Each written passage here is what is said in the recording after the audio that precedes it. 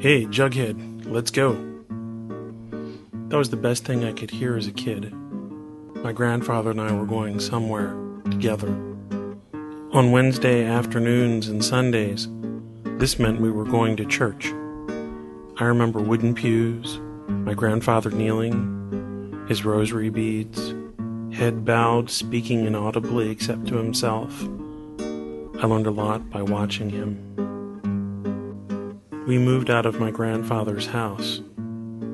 The world seemed so broken, so strange, and so empty. I've never felt so alone as I did when we left my grandfather. As time passed, things seemed to be getting worse. I started hearing a voice calling my name. I'd sort of look around and nobody was there. This went on for months, and I was sure that I was going crazy. But the really strange thing, the thing that really seemed crazy, was that nobody noticed.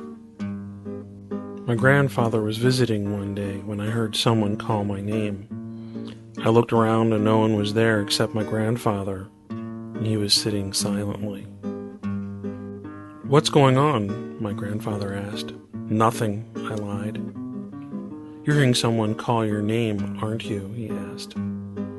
I think I just stared at him. "You know, that's the voice of God speaking to you, don't you? You have the calling."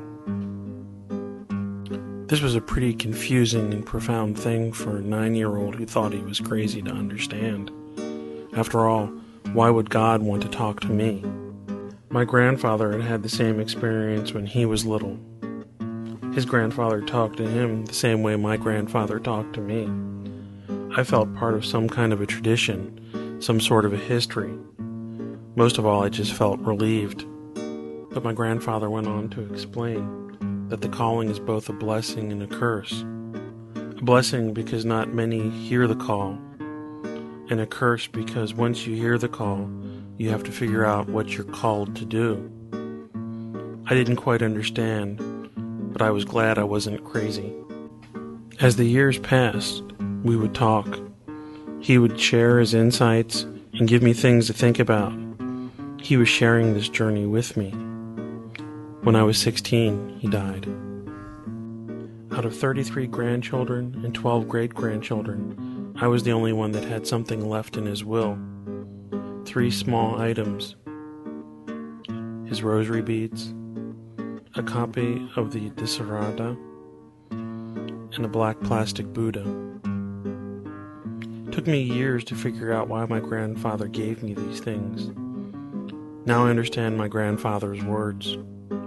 Hey, Jughead, let's go.